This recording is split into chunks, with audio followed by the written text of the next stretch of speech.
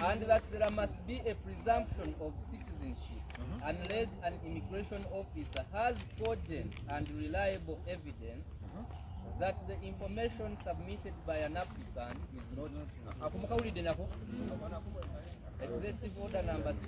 It is the duty of the immigration officer to bring forth evidence that the information submitted by the applicant regarding their citizenship by birth is inaccurate and forward the same to NIRA for appropriate action in accordance with the Registration of Persons Act, Chapter 332.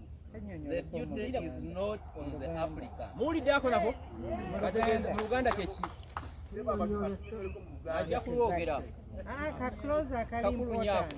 Okakasa nti oli munnayuganda si gwe applicanti.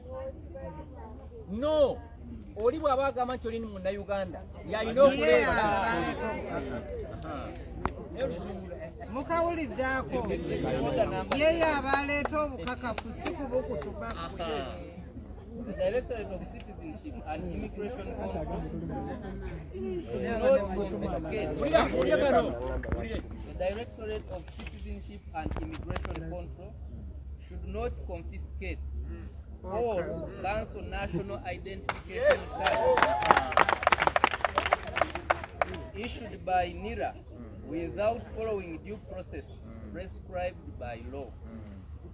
Mindful of every person's right to be heard and the right to access services, an immigration officer's first option should be to have any anomalies identified in the particulars of an applicant addressed by NIRA.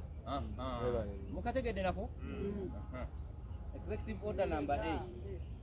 It is not the mandate of the Directorate of Citizenship and Immigration Control to investigate citizenship by birth. And should there be a question about the veracity of the information provided by an applicant for a passport who has indicated that they are a citizen by birth, then the Directorate of Citizenship and Immigration Control should refer the matter to NIRA in accordance with the process prescribed under the Registration of Persons Act. Yes. Executive Order number 9. The documents required for the purpose of registering an applicant by NIRA are as prescribed in the relevant law. These are birth certificate, voter's card, driving permit, baptism certificate, etc. Where an applicant is unable to produce any of these documents, a relative of the applicant may identify the applicant under oath through statutory declaration as permitted. Kyebategeeza mu ekyo singa obadde tolina baptism certificate oba ebiwandiiko ebirala, senga waalayira n'agamba oyo mwana wa muganda wange yafa yasomera wano yakulira wano paka yena maaso. Executive Order number 10. The requirements for acquisition of passports or other identification documents must apply to all applicants equally, regardless of tribe, ethnicity, or community. Executive Order number 11. Simba wakati ekintu kiddemu abantu bategeere kye kitegeeza. Number 10. Kyetegeeza nti ebisaanyizo by'omuntu ayagala okufuna passport oba ekiwandiiko kyonna ekirala ekimwogerako birina okubeera nga byebimu n'ebyabalala bonna bannayuganda bonna nga tebisinziira obanga tebyesigama ku tribe, eggwanga ly'omuntu mwakola ki mwava, oba ethnicity ng'omuntu bw'agamba nti ndi Muganda, ndi Munyarwanda, tusibuka wano, tusibuka wali. So omuntu nga Mukyoli, omuntu nga Muganda, omuntu nga Munyarwanda, naye nga Munyarwanda wano bonna balina okubeera nga benkanankana mu biwandiiko bye babasaba nga bagenza okufuna passport ne national ID. Executive order number 11.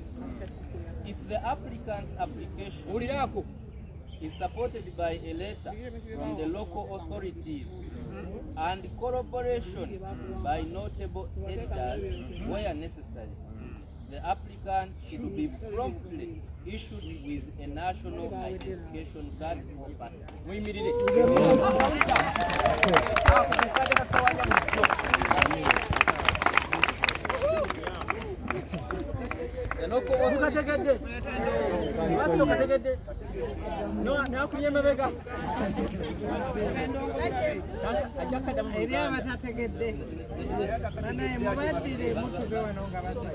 Ekiragiro namba 11 kigamba nti singa okusaba kw'omuntu kuba kuteereddwamu nga kuwagiddwa ebbaluwa okuva mu bakulembeze ba LC nga n'ebbaluwa eyo eriko obujulizi obw'omuntu omukulu mu community eyo oba amanyikiddwa mu community omuntu eyo gy'ava, ate nakyo si kyabwatteeka okuggyako nga kyetaagisiddwa.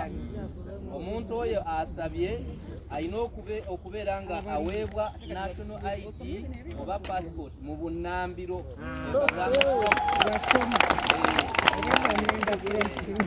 So, President Nagamba, the local authorities in this case are the chairperson, local council 1, the chairperson, local council 3, the Gombolola internal security officer, and the resident district commissioner. Ebiwandiiko bye mulina okufuna kirina okuba nga kivudde ewa LC1, LC3, ewa GISO n'ewa RDC. Nagamba, if in future it is proved that a person issued with an identification document or passport is not a citizen, the national identity card or passport can be cancelled. Order Esembayo, Executive Order number 12. Presently, the law does not accord automatic citizenship to children of citizens by birth and by naturalization. A citizen produces a citizen.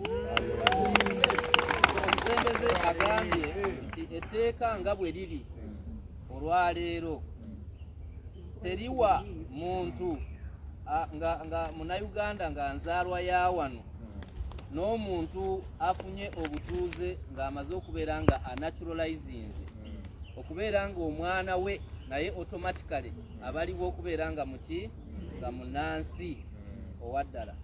N'alagira the Minister of Internal Affairs and the Attorney General are directed to immediately have this anomaly addressed.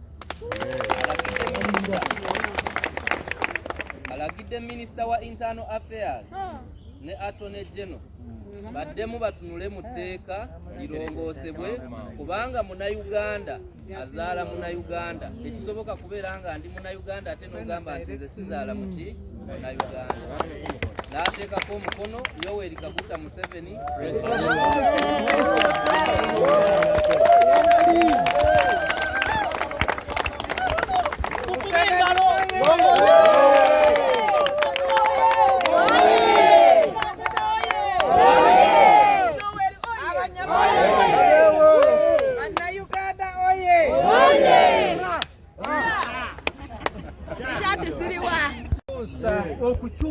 oddeyo mu original okudda ku ki massive registration egenda kutandika. Mwena mukikola ki? Yatandise mutereeze ensobi ze mwali mwakola ki? Kubanga bw'olimba ne wayita kyotali 2 years from today ebibu amanya ge wateekayo batujagakola ki? Batujagajjukira mpulira n'ozi. So mweyagalire mu Uganda ng'abantu abaki? Nze mbasaba kimu, ffe Ssaabalwanyi tulina kye tumubanja. Ekirabo kyokka kye tulijja omuwa 2026 n'omulema ffe Ssaabalwanyi sirina kye tumubanje ebyaffe abikoze eki nga Buganda bwe yalwana ennyo Obwakabaka ne bukola ki kati ekirabo kyokka kye tulina okuwa Ssaabalwanyi kiri kimu 2026 omulema ali mu ICU n'abali e Butabika mubagambe tumuwe akalulu naye akakole ki naye akawulire tewali kirala mwe baali bama national liberation bagala okwogera bannamuli baagala kudduka mbalamusizza amanya bampita Mirembe Fiona mpangalira Namuwongo zaalibwa Lwengo simanyiyo mu district yange naye ensonga endeese y'abakulu bano nina kye mbatuma Abanyarwanda tulonze museven zokuva 96 ndi mulonzi ate ndi mukumi wa kalulu naye ffe situfuna mukisa gumusinkana ku luno tubasaba akalulu ke tugendamu mumutusabire atusinkane mu Kampala ng'Abanyarwanda atusaba akalulu. Mama kankuddemu ekisooka tugenda kutambula mu regions 4 mu Buganda Busoga ne East nga twebaza Katonda olw'ekirabo kya President Museveni. Owulira ekifo embayo tugenda kukola omukolo mu Kampala okugenda okumenya ebitooko. The first ever abavandimwe Carnival. Buli muyimbi gwe mumanyi omuvandimwe Omunyanda agenda kukola ki? Nekyera mwenna mukimanya ekigambo abavandimwe kitegeeza abooluganda abantu ab'endeki mmwe bwe mwagala okulaba ebyengera bya Allah ku olwo mukole ki?